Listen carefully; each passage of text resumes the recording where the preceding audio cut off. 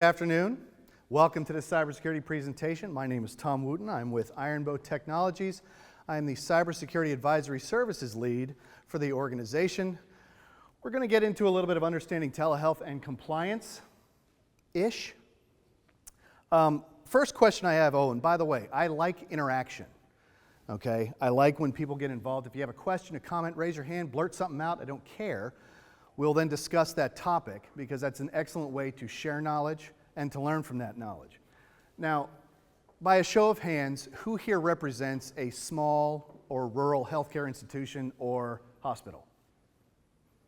Okay. Were you aware that there are free cybersecurity programs available to you? This is the interaction part. Okay. If you notice here, this headline, and I mean, you can't barely see the date, but that's September 4th of this year, okay?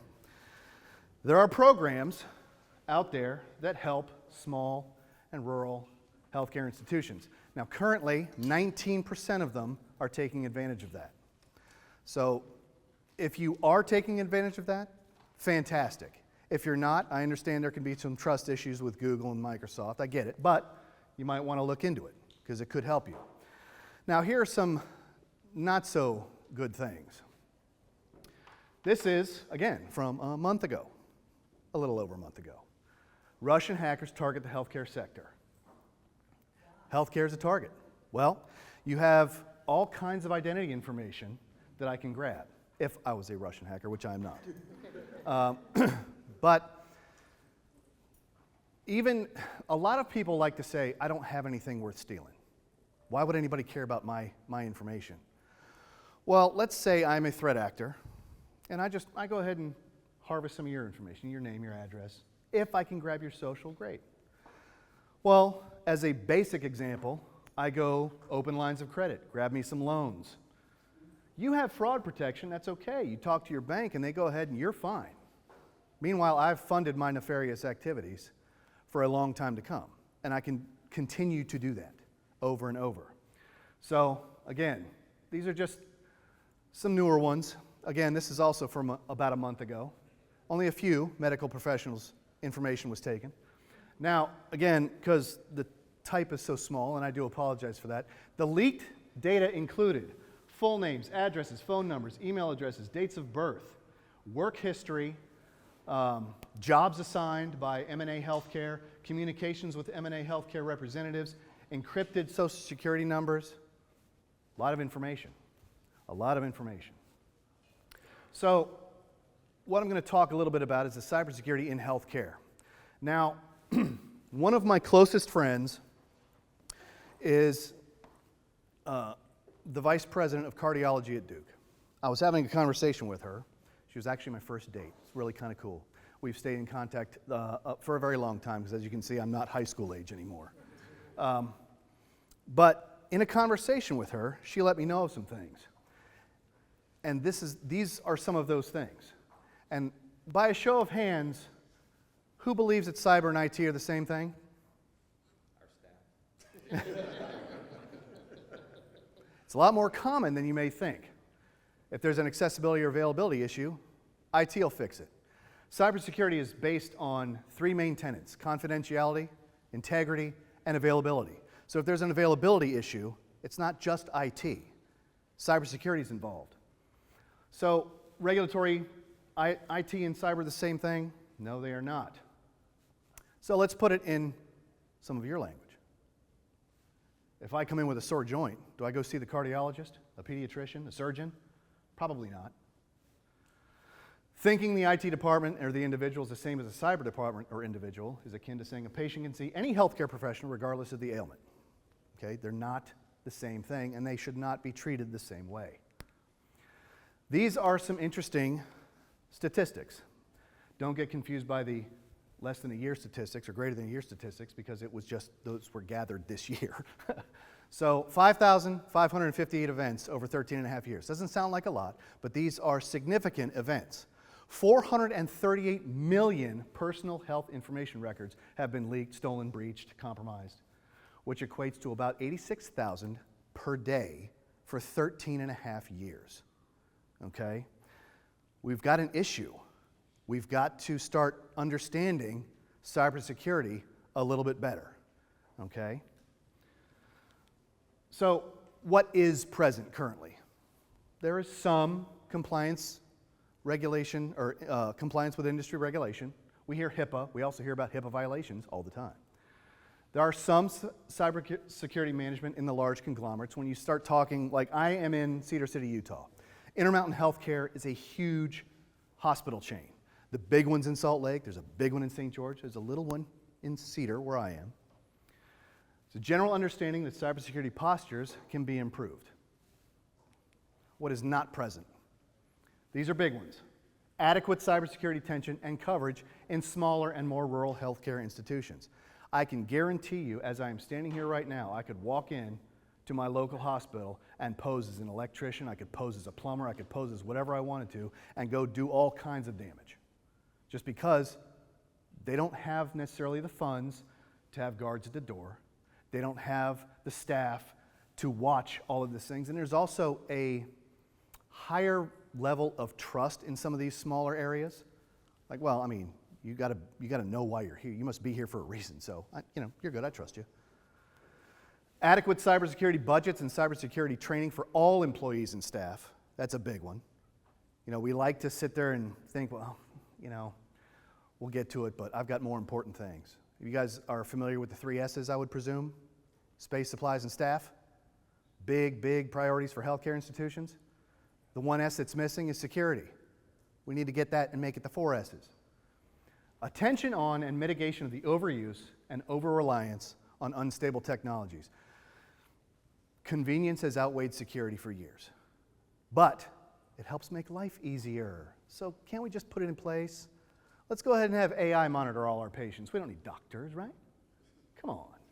Be easier that way. Well, easy does not mean good, does not mean the right way to do it, does not mean the secure way to do it. Proper risk management of the healthcare institution versus compliance focus. This is a little bit more complex, but when you start looking at the risk landscape of the organization versus the compliance that you need to be in compliance with, compliance will fall in line. If you're compliance focused, which means you're checking the box, okay, I did that, I'm good.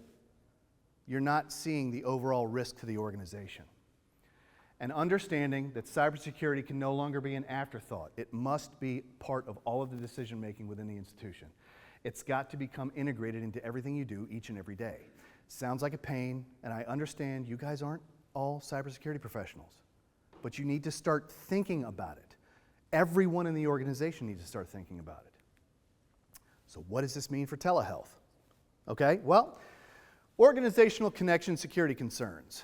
And of course, this is from a cyber guy, so I'll simplify it in a minute, but connection security and stability concerns, data sharing security concerns, understanding threats that affect telehealth platforms, as well as healthcare institutions, and social engineering vulnerabilities. What the heck does that mean? Does the organization have any security on the devices they use to connect with patients? Will the connection be constant without interruption? It's an availability thing, okay? If files are shared during the session, who else has access to them? Do you know that connection is just between you and the patient? Or is somebody else watching in? Somebody else listening in? Is that data going where you need it to go? What else is out there that one should be concerned about that could have a negative impact on telehealth or healthcare in general? And then is there someone connected that's trying to trick the organization into divulging information? That is almost the definition of social engineering. I'm pretending to be someone that I'm not in order to get information out of you. So let's shift to cybersecurity and healthcare. What can be done? Training and awareness for our employees. Instead of looking at, as I have as well in the past, believe it or not, but when you look at that annual cybersecurity awareness training, oh my gosh, I'm gonna roll my eyes, next, finish. There, I'm done. Now I don't have to worry about it for the following year, right? Well, we need to make that educational. You need to change that focus of, it's that same thing every year too. No, I want to learn more about this because I actually want to protect my information. And that which goes into to make cybersecurity part of the daily routine. If you're not sure, ask questions. Raise the hand. Say something. You guys are very quiet. This presentation is almost over and we've just begun. Like, come on, man. So, also be transparent across the organization as much as you can be. There's obviously information that shouldn't be shared. I get that. It's kind of like when you're dealing with classified networks. You don't just, hey, guess what happened over here? But within the realm of reason, be transparent. If you don't know, ask questions. If you need help, ask. Check and double check security settings or configurations prior to connecting with the patients. You don't want to be connected to the patient and then realize that it's not a secure line, it's not a secure connection, because both you and the patient are now in a hard spot. So, again, look at cybersecurity training and awareness as actual learning exercises. Don't do the click, click, next, finish. It's easy, I get it. We've all done it, and don't tell me, no, I have never done it. Yes, you have. And the more you apply cybersecurity knowledge to your everyday routines, the more secure the organization will be as a whole. Doesn't matter the type of organization. Obviously, we're talking healthcare right now, but that applies to every organization. So, believe it or not, ask me stuff. This is your chance. Come on. Yes? Have there been any cases, so I understand on the FQHC side and our side, we can make sure there's, we've got a good firewall, we've got, good programs installed to make sure everything's secure. Now, on a telehealth side, you're talking to a patient, you don't know what they're using, right? They could have an old laptop running Windows 10, hasn't been updated. Have there been any case studies or stories on the patient side where they have equipment that's outdated that's caused them to have information be released? As far as use cases, there's several, and that is a constant risk. But it's also the risk, if you think about it, of the doctor that's sitting in the room with the person that comes in with the flu. You can do what you can to protect yourself and the organization. And sometimes there's only so much you can do. If dude's gonna sit there and connect to you running Windows XP, it's like, well, I hope he can connect. But you can try to educate your patients on that, but that's not something that they're obliged to do. And it's a difficult lift at times. But good question. Who else? Yes?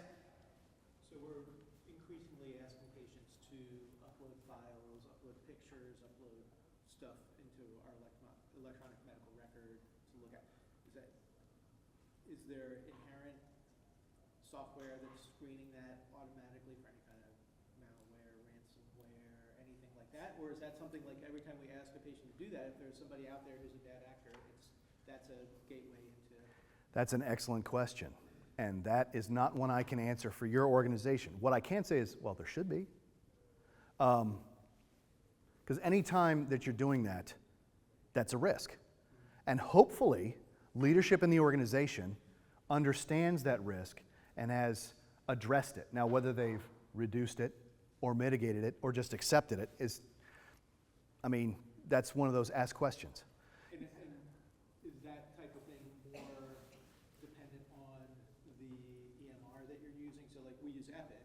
So Epic is where that's where it's being uploaded into for me to look at. Okay. So is that an Epic thing, or is that a institution thing, or is it both?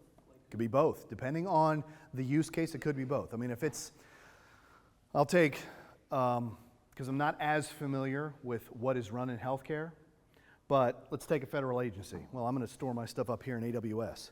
Now, is that a secure government commercial cloud? Is that a GCC high enabled to where it's got security all wrapped around it? Or is that just like I just uploaded to my iCloud drive and shared it out to everybody? There are security controls that are required when doing things like that or when setting things like that up. In order to be, again, compliant, you have to have certain security controls put in place. But again, if we're just looking at compliance, then I've checked the box and moved on. If we're looking at overall risk, then we're going, okay, let's not just check the box. What else can we do to make sure, as much as we can, that this information is not going to get leaked out? Excellent question. Who else? Yes? I'm going to build on that just a little bit more. So when we do information there are things that our CISO considers the bare minimum of what we've got to have from a software company before we can implement and or integrate a Okay. software. So I would be interested to hear, what do you think are the bare minimum industry standards that every software vendor should bring to the table? Ooh, there are so many.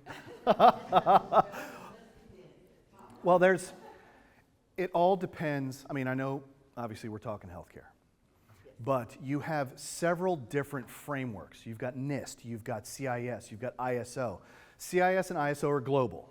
Okay, so those are security frameworks that every country will recognize. NIST, here in Canada sometimes. It also depends on, well, which. Because if we talk about NIST 800-207, we're talking about zero trust architecture. If we're talking NIST 800-171, we're talking security controls for non-federal systems. 853, I mean, I could go on and on and on and on about the various publications. ISO 27001 is security. CIS version 8.1 is security. So what that minimum set of controls is depends on the framework you're using. As the fact that you're using a framework, thank you, big plus, because all too often the role that you mentioned, CISO, Chief Information Security Officer, if you don't know what that is sometimes a scapegoat role. Because if there's a breach, that's the guy that gets fired. Because it's his fault, or her fault, or their fault. If you actually have a CISO that is engaged in the organization looking to actually protect the information in it, then they're doing what yours is doing and putting some sort of framework in place to make sure that this at least bare standard of security is in place.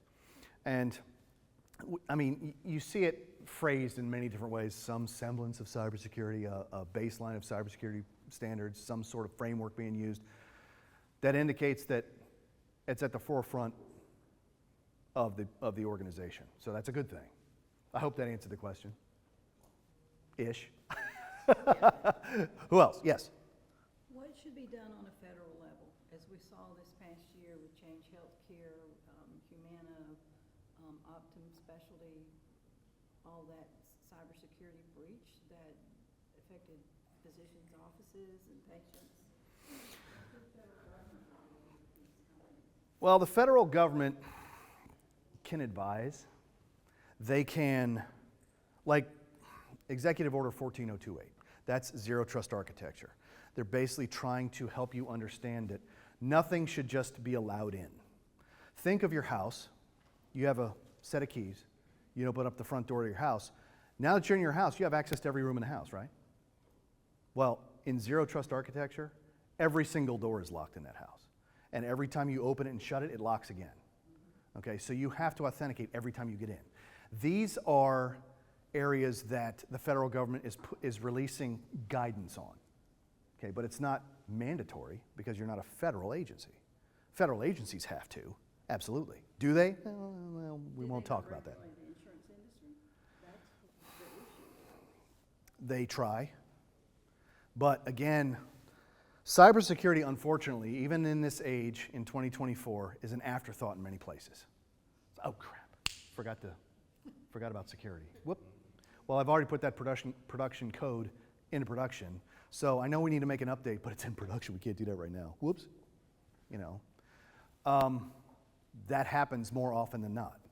That's why I'm doing things like this, trying to help educate and understand why cybersecurity needs to be in everybody's mind all the time, and it just needs to become part of the daily routine. The federal government can only reach so far. They can only try to do, I mean, what are they going to do if you're not in compliance? Fine you. What do insurance companies have plenty of? Money. So they may go, well, it's not worth the lift. That's putting a lot of controls in place, hiring more bodies. I'll just pay the fine. You know, and unfortunately, that's more common than not. So I hope that answered. Who else? Yes. Not really so much a question, but you know, MUSC, along with our annual training, they have been proactive in training the users as well. Good. What they used to do was send emails out with, you know, just fake virus type emails, kind of educate us to say, you know, don't click on anything if you don't know where it came from. Make sure you pay attention to where it's coming from and all that. And then people get slapped on the wrist if they click it, you know, and they think it's a real email, but it's not. What they, we're having a little bit more meetings now in cybersecurity, and one of the guys mentioned that they want to remove themselves from doing that because then people get scared to click anything. So what is your thoughts? Because a lot of companies do that. They send maybe fake emails just to see how their users are going to respond to it. For those of you that do not know what that term is, that's a phishing exercise. Yep. Now, I am a big proponent of phishing exercises as an educational tool. Unfortunately, many organizations look at that as a shaming exercise. You know, good job, dummy, you clicked it. Oh my gosh. You know, he clicked it. You know, that kind of stuff. When that's not the intent. I'm going to go ahead and broadcast shotgun some terms at you. There's phishing, which is typically sent out like a shotgun blast. I'm going to see who I catch. Then there's spear phishing. I'm targeting your organization. So it's harder to tell that that's a phishing email. Now I'm going to target the executives in your organization specifically. That's called whaling, and those are very hard to decipher. Okay, but again, all of that can be, looks a little odd. So instead of clicking on it, call me. Did you send this to me? You know, no. Well, good, delete. You know, there's social media phishing is angler phishing.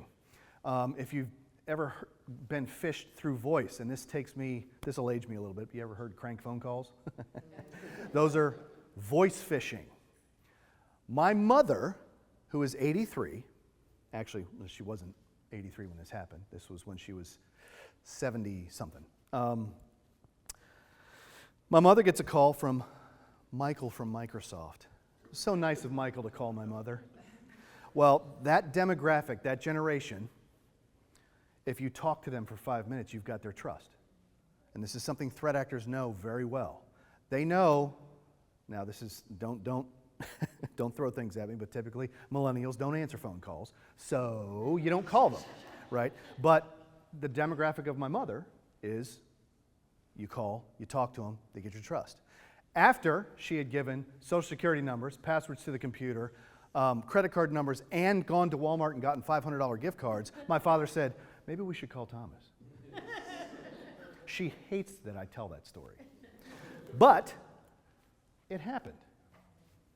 Because the threat actor knew exactly what they got, and that was a vish. Now, any of you ever gotten a random text message with a link to tap? That's a smish. SMS phish. Simple message service phishing. What about one of those fun QR codes? Anybody ever scanned one and it taken them somewhere where they shouldn't have gone? Believe it or not, that's a version of phishing too called quishing. Yes. So they've got a term for everything. So anyway, getting back to your point, more and more, just as technology evolves constantly, there are organizations that are also coming out with ways to better classify and organize human risk management. Because, oh yeah, what a perfect segue. Thanks, man. 82% of data breaches are due to human error. It says it right there. But what this one particular company does is, okay, let's say you click the fish, you click the fish, and you click the fish. You are in food service, you are an analyst, and you're vice president. It classifies now the risk level, because while you clicked it, the access I get isn't the highest. Now yours is getting there, but you have access to all kinds of information. So it then classifies the human security risk involved with you clicking one of those breaches, and it helps tailor the training to that. So it helps you understand where you are in the organization and why you need to learn more about this. It's not just next, finish, you know. we're seeing a lot of that evolution of those type of exercises. But it also depends on the organization. I mean, I actually had a government agency say, dude, just make it as simple as possible so we can get this exercise done and over with. What is that? It's a compliance focus. I just want to get it done. And he said, I'm not interested in the shaming exercise. Like, okay. And I could never, ever get a sign-off on a whaling exercise because it was, well, these are executives, man. That's a revenue or a resume-generating event. You know, I don't want to be put out on the street because I tested people and they failed. But that's the way they look at it. And you have to turn that around into an actual educational opportunity. Like, I want to learn more. So I am not falling victim to these things. Excellent question. Thank you, sir. Who else? Yes? Will there ever be a day when we can actually get rid of passwords with things like passkeys and other two-factor authentication? 'Cause I hate changing my password. I think everybody does. Well, yeah, I would like to say yes, but I can't. I have nothing to substantiate that. The one thing I can say, though, is I don't care how often your organizational password policy is. You need to change it every week. Well, that gives the threat actor a week to crack it. If it's every 90 days, it gives me 90 days to crack it. If it's once a year, well, it gives me a whole year to crack it.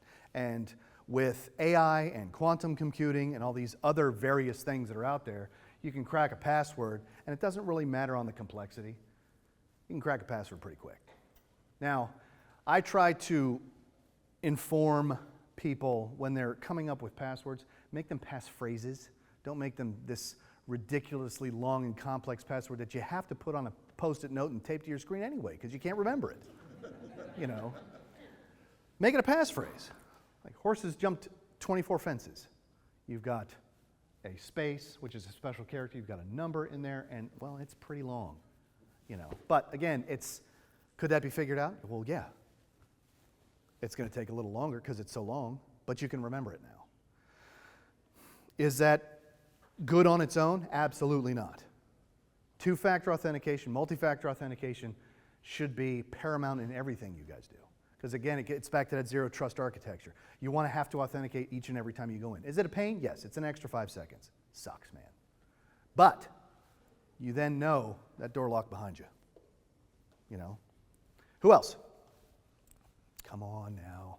You guys got to have more questions about cyber. Come on. Huh? Vendors. What about vendors? So how can you know that what their security is up to par? Like, because they're coming into they're going into our system. They're helping us code. They're doing all these other things. Is there something?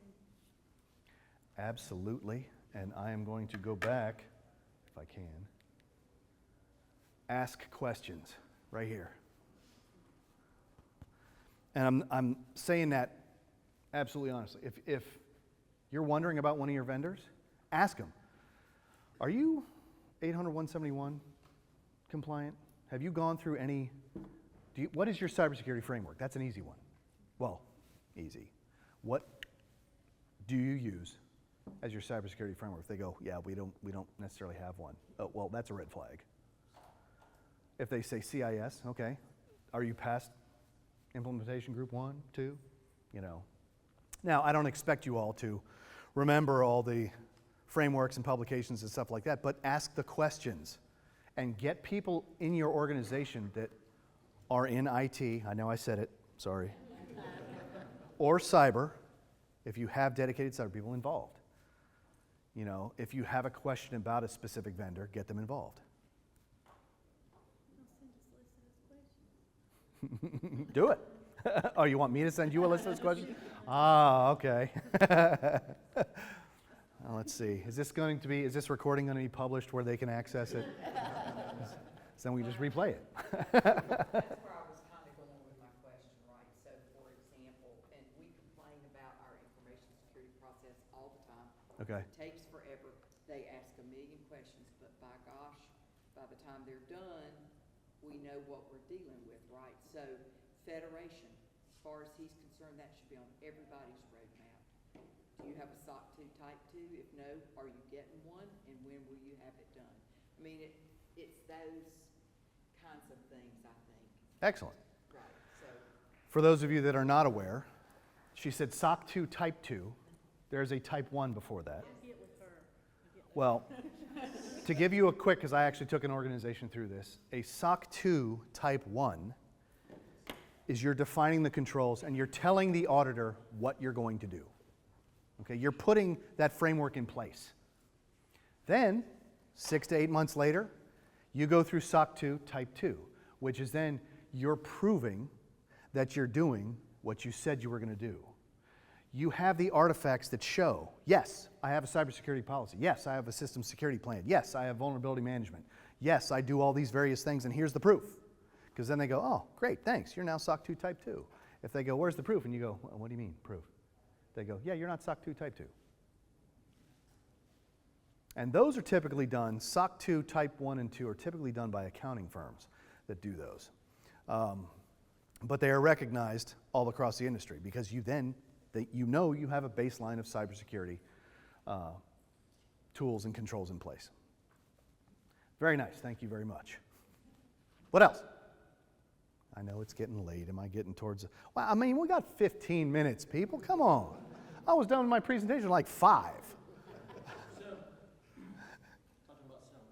SIM?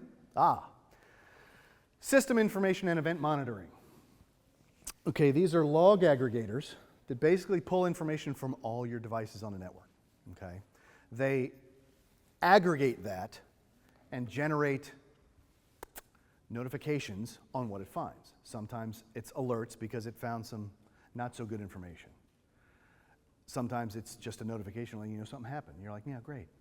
But the important thing about a SIM, which is how we pronounce it, some people call it SIEM, is all of that data is there for your cyber people or AI, depending on how you approach it, to go through and find out what is actually happening within your environment through all of your devices, if you have them configured to feed it with logs.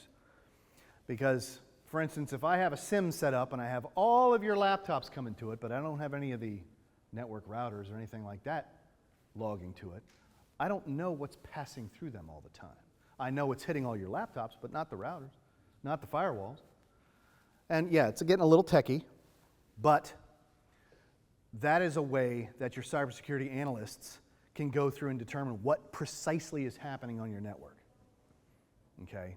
When you start talking tactical units, which is shameless plug, one of the things we do here at Iron Bow, we have a tactical cyber unit. And I encourage all of you to go by our booth and pick up one of these, because it talks about these things called TTXs, which I'll talk about in a second. Tactical cyber, when you hear incident response or threat hunting, they're using information out of that SIM to do that. Okay, they're going in and they're finding what's happening actually on the wire, even breaking down into the ones and zeros, the binary language. And you can do all that, because anything you do online, anything, no matter where you are, leaves what's called breadcrumbs, little logs, little bits of data, and it just gets fed into something else. So you can find those threat actors. The interesting part is, let's say I hack your information and I grab $5,000 and I leave. How much is it going to cost to find me? Because I can stand here and hack your phone and make it look like it came from France. It's a breadcrumb. I've left breadcrumbs everywhere. But when you look at the cost it will take to find me, it will far outweigh what I took from you. So sometimes it's just like, no, insurance claim, we're done, we're good. We're not going to actually find the threat actor. We recovered it, and the insurance company goes, yeah, that sucks. But that's a real scenario. Now, TTXs. Who knows what a TTX is? No one? Come on. Tabletop exercise. Okay? A tabletop exercise is something that organizations will do with you to help you understand what it takes to respond to an incident or some specific scenario, and they walk you through the whole process. Why? Because it's trying to prepare you for when that happens. I'm not going to say if that happens, because it's when. Okay, it's like the Old West when it came to banks. It wasn't if you were going to be robbed, it was when. So when you're talking about cybersecurity, we don't have geographic boundaries on cyberspace. You may think, well, that's Russia, but like I just told her, I can make it look like I'm coming from France. It's not France that's attacking you. So understanding incident response and the process behind it, because when something bad happens, what happens? Everybody goes, oh crap! Well, one of the first things you're taught is breathe. Okay, we need to process. We have steps to go through in order to work this. We've been through this already thanks to the TTX. One thing that I forgot to mention about your phishing that I think this was probably one of the best lessons I ever got when it had to do with receiving a phishing email. Anything you get, whether it's a text, an email, a phone call, anything that garners an immediate emotional response, pause, take a step back, and think about it logically for a moment. Did I really just win $100,000? Wait a second. Did all my stuff actually really just get compromised on the dark web? Did my computer really just get infected with all this adware? Do I need to click here or call this number? Probably not. Because again, it's going off to that initial emotional response when we don't think logically. We think with, or oh no, and we got that fight or flight. So, wish I'd said that earlier because it seems a little out of context with the TTX, but Anyway, what else? Anybody else? Anybody? Come on. Yes? What are your thoughts on like ad blockers, installing that? Because I think we've had a couple of incidences where people, there's top 10 celebrities on that. Next thing you know, hey, I'm getting this pop-up. Boop, boop, boop, boop, boop, yeah. boop, boop. Yep. Okay, It's dang. solid, but it's like, at the end of the day, it's from the adware that they. You just paid me for an entire day to click OK. Yeah. Dang it. Yeah. Is it worth installing it on browsers? It can be, but again, do your due diligence on what the ad blocker is. If it's from the ad manufacturer, no. So definitely do your due diligence on that because that's a real problem. That goes with any type of browser extension, any little helpful thing. Ooh, hotbar, because it's got a lot of cool little emojis that I can put on my messages. Yeah, and so now Russia has all your information too. That's a great plan. Just do the due diligence and research it first. Again, it's that ask questions. And if you don't know, get with a security person that does. What do you suggest? For instance, how many of you here use VPNs on their phone? Awesome. Very nice. Why?